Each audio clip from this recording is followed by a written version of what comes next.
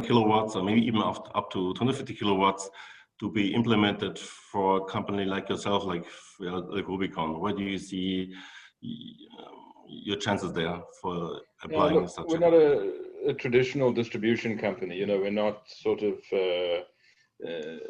defined by the traditional distribution rules. We do a lot of development in client development, which then is a project that might be ultimately constructed by a partner and so on. And because of that, we're developing all sorts of different size projects, and particularly the larger ones at the moment.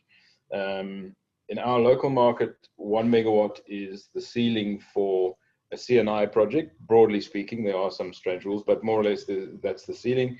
And in a 1 megawatt project, the 125 kilowatt machines are perfectly suited to that, especially with the number of MPPTs that are included.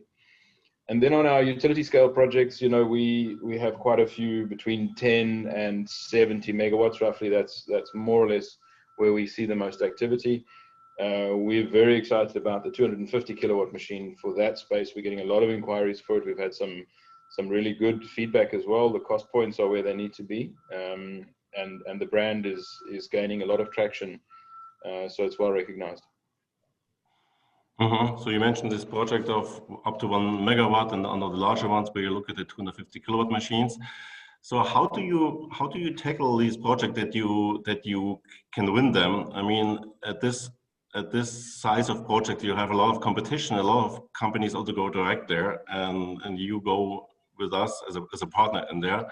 So it's probably more than just being the lowest bidder to win these projects. Very much. It's where we're positioning ourselves. You know, as I said, we're not a traditional distributor, so we have a lot of value adds. In that space, there's very little space for sort of middlemen who don't add value, you know. So for us, our analytics team is a very important part of our offering. They're able to add value directly to the end clients and to the EPCs and to the installers. We also have a very strong back end that our customers depend on. You know, we're a long way from Europe or China and the main service centers, and we need to be able to offer that locally, and we need to be able to do it well. And the market recognizes that, and because of those value adds, we are seeing very good traction. We're seeing very good interest in those large projects. Yeah, great. Yeah, thanks, Nick. This is the questions I wanted to ask you on this, to get the first insight in how we launched this together. Jessica, from my side, Nick, do you have anything else you would like to add here? No, just to say thanks very much. We enjoy working with you guys, and we're very much looking forward to developing the large CNI and utility scale projects with you guys. Same here. Thanks, Nick. Jessica, I think we are done from our side. Yeah, okay. Thank you, or thank you, Thomas and Nick.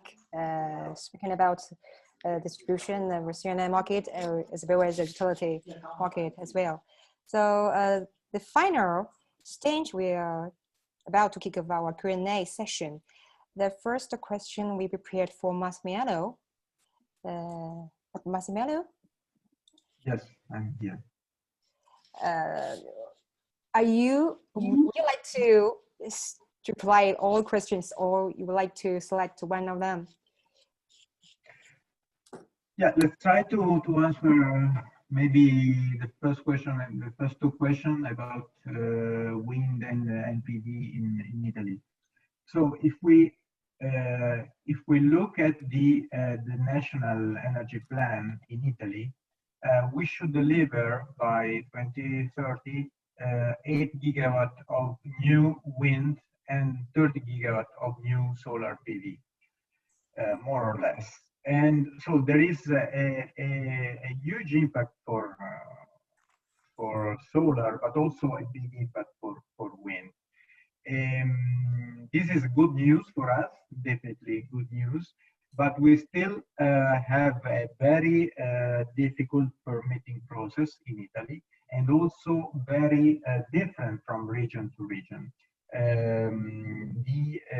Let's say the environmental permit is a ministerial, so national permit, only when for wind it is below 30 megawatt. Otherwise, it is a regional permit.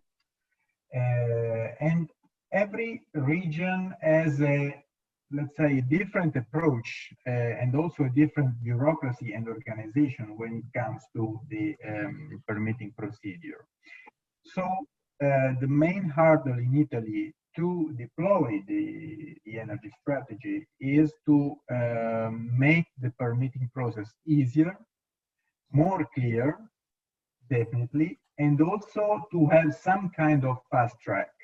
For example, when we have projects and plans already existing, try to have a fast track for repowering both wind and solar power plants, because this will mean to exploit the sites, especially for wind, which have the most important resource in the country, the wind resource in the country.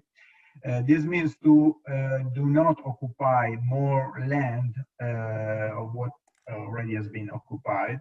And this will mean also to reduce the impact on the environment, because we tend to reduce, for example, the number of wind turbines. So there will be definitely a huge impact for wind and solar in Italy, but only if we will be able to ease the licensing of the renewable power plants. Okay. Thank you. So would you like to take one more question? Yes. Sorry, let me turning back. Yeah, on solar PV, Okay. floating PV. Yeah, so the floating PV, this technology is still not a mature technology. So we have examples around the world, but they are not, let's say, utility scale. There are projects around 1 megawatt or 2 megawatt, or let's say below 1 megawatt mainly.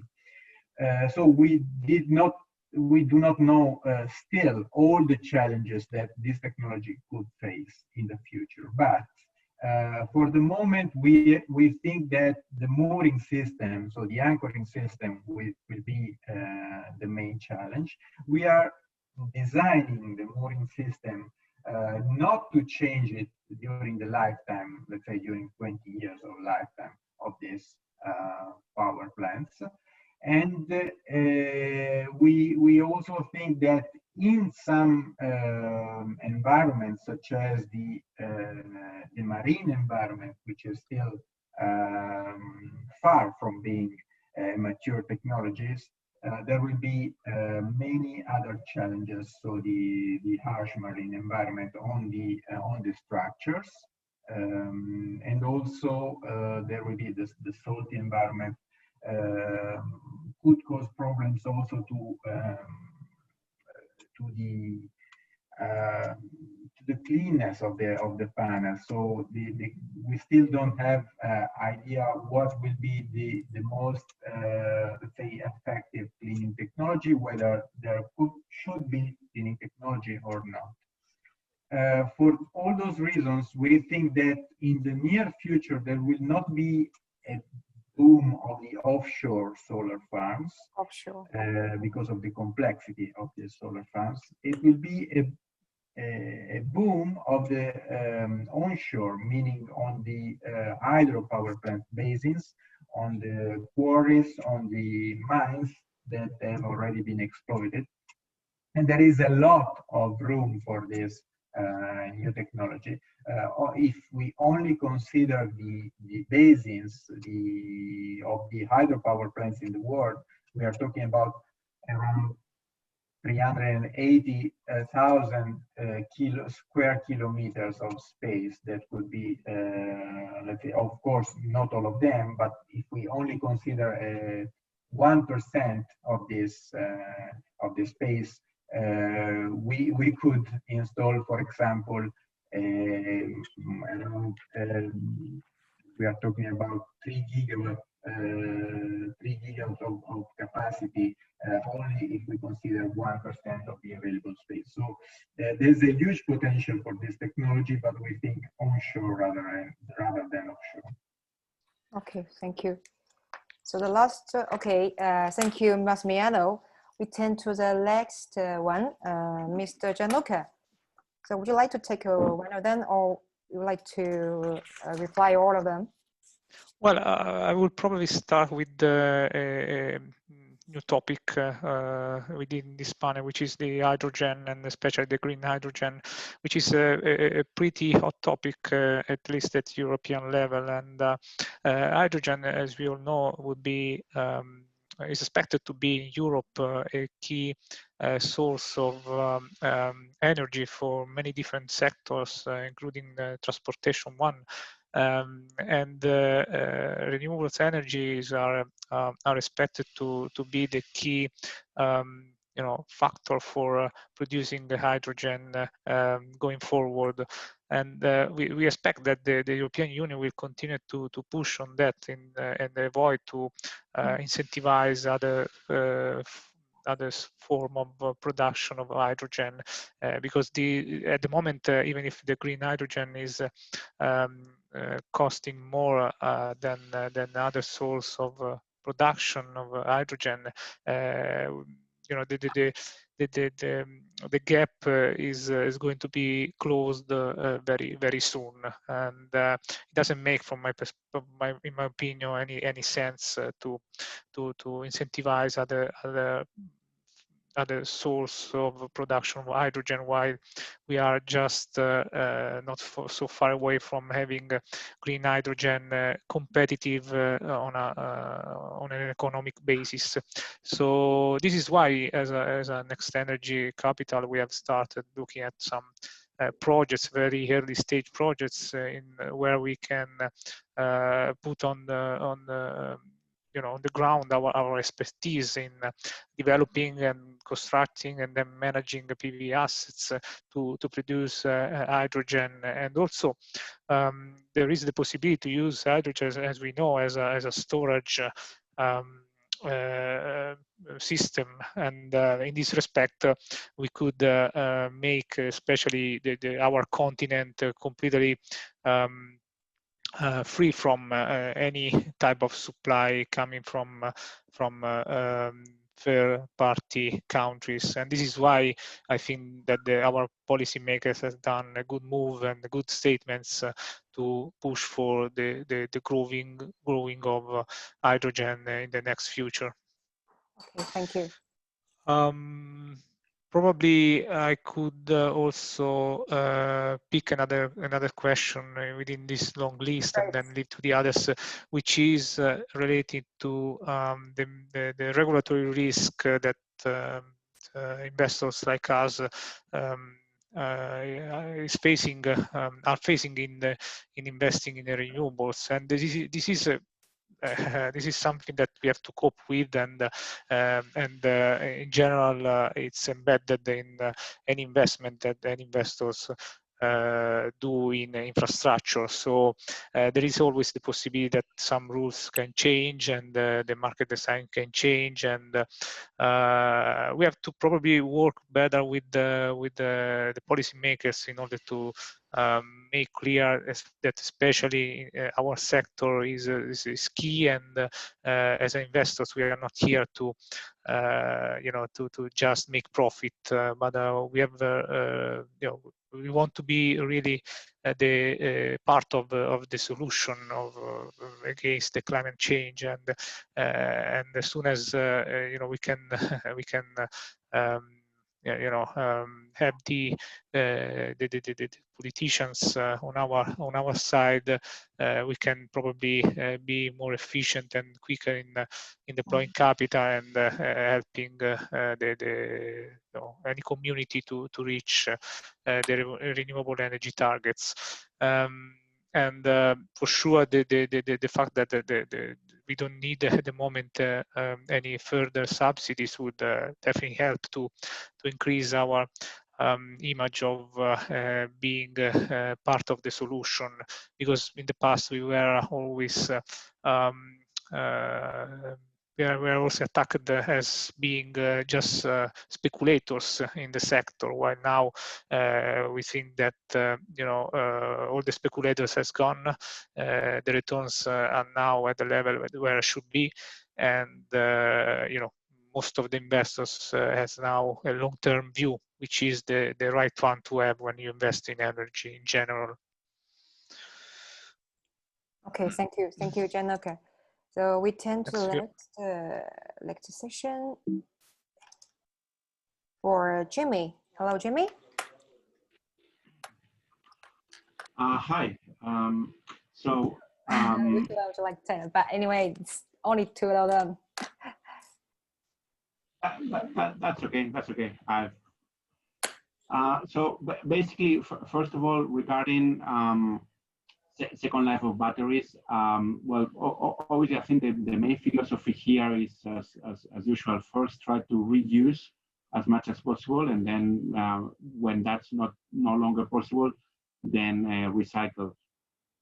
Regarding reuse, I mean, there's obviously, this is early days, obviously, but there's probably some applications where battery storage capacity is critical. For example, electric vehicles, where range is a key driver and part for the PAN. For users, they get a range anxiety, and so having a derated battery is an issue, because obviously they can use the vehicle for shorter distance. However, for example, for electricity storage in the grid, perhaps this is not such an issue. A used battery is obviously having a lower capacity, but perhaps if the cost is much lower, it makes sense to have several used batteries with a total higher capacity, rather than a brand new battery with perhaps same price but lower overall capacity. So this is something to think about. Perhaps we can reduce batteries, use batteries where the peak capacity is not so critical. When that's no longer possible, then obviously the recycling comes into place, and that is possibly a link between both questions as well. In Europe, we have a directive from the European Union. It's Directive 2012/19, basically ordering the recycling of all waste electrical and electronic equipment, what's called WEEE. This directive has to be transposed into all member states. In Spain, that's been done through the Royal Decree 110 of 2015.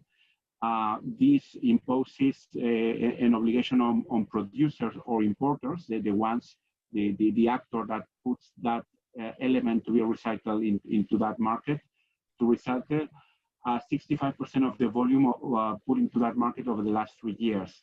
The problem is, of course, with PV panels, especially. Obviously, that is not. It doesn't make any sense given the lifespan of a PV panel to start recycling it only after 3 years. So right now, this objective is not being met by PV panels. The good thing is that there's a new category created specifically for PV panels, so that when this objective is not being met, that can be easily explained, because beforehand, PV panels were mixed with other electrical and electronic equipment, so it was a bit of a bundle and was making things much worse. So this is a better way to explain the non-compliance. But obviously, what's happening is there's what's called collective systems for recycling. The companies such as ourselves, Excelio, are getting signed up with these companies, so that we have to pay a fee for any products that we put into the market for every year, and then at the end of its useful life, these PV panels would be recycled, because obviously we paid for that recycling when the panels were first put into the market. So I don't agree with the question of absence of any proper recycling. There is, first, it's mandated by the European Union and the different legislations in each country. And obviously, on top of being mandated, it's obviously, I mean, we do it for both reasons, because it's compulsory and also because we care about the environment, obviously. But obviously, that will happen when the PV panels reach the end of their useful life, and we are not seeing that happening yet in large volumes. That will probably come in perhaps 20 or 30 years after the panels are being bought. Okay, thank you, Jimmy. We can do the next session. Thomas and Lake. Hello, Thomas and Lake. Hi. So which one would you like to take, first or the second one?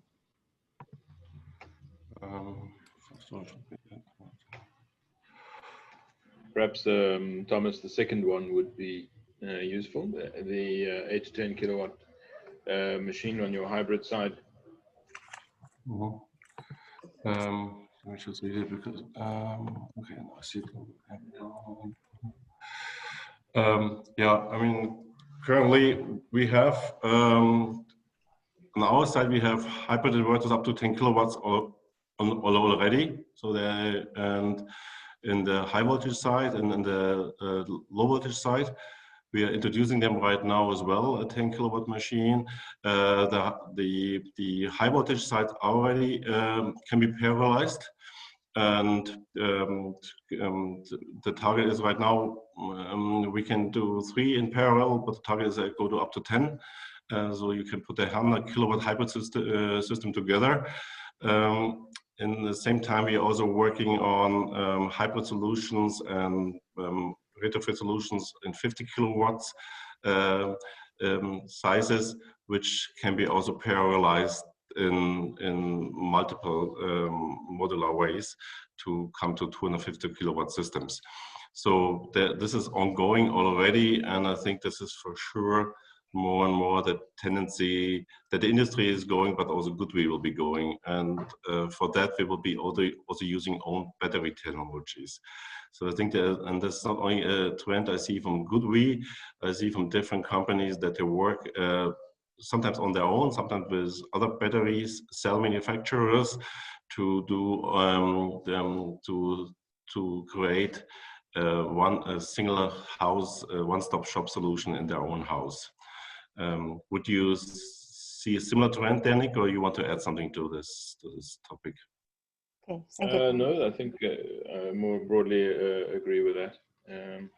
Perhaps, Thomas, I don't know if you have anything to add on the other question, but maybe I can have a stab at it. Again, it's from a different perspective, perhaps. You know, the PPAs here in Africa are different. They have different drivers and so on. Electricity is in general, not always, but in general, quite low cost. So adding storage to that has different motivations, you know, for energy security rather than self-consumption and so on. But at the moment, it's not entirely economically viable. And we worked on a lot of PPA projects with our customers, sort of the medium scale projects. At the moment, there's a little bit around, but it's really not quite yet viable. I think I'm more or less echoing what one of the other speakers said earlier on. We're still a couple of years away. There's interest, definitely. And especially given the other drivers that we have, there is demand for it for sure. But at the moment, not quite there yet.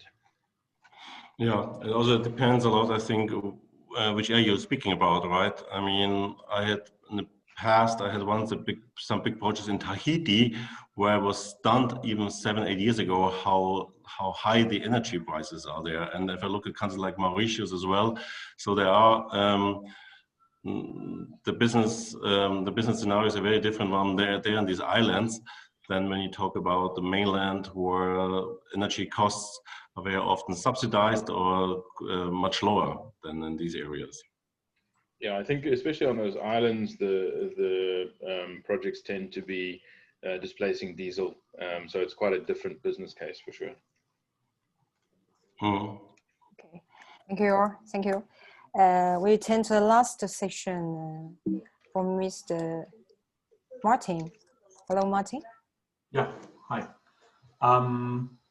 Well, I guess I start with the middle one, the unique value and role of EPCs. Well, a good EPC makes a good project bankable. If you don't have a good EPC, you will probably not get as much debt as you want. So there's always necessity for a good EPC. Plus, the EPC reduces the interfaces that banks and also investors don't like to manage. So even though the requirements we from Encavis, for example, have on EPCs increased maybe with the PPA projects, we will, in my opinion, see a consolidation in that business. So there will not be as many companies existing as they are now. But there's always a need for a good EPC. And the other two, I guess we have touched already. Spain in the next 12 months will be one of the leading countries still for PPAs in Europe, even though it will not be that high share as it was last year. Even on also as well, because well, projects are here, I think, also a kind of bottleneck because not all of them have the grid connection secured. The PPA market in Europe will grow. We will see the next two big markets, in our opinion, in Italy and Germany. Okay, thank you. Thank you, Martin.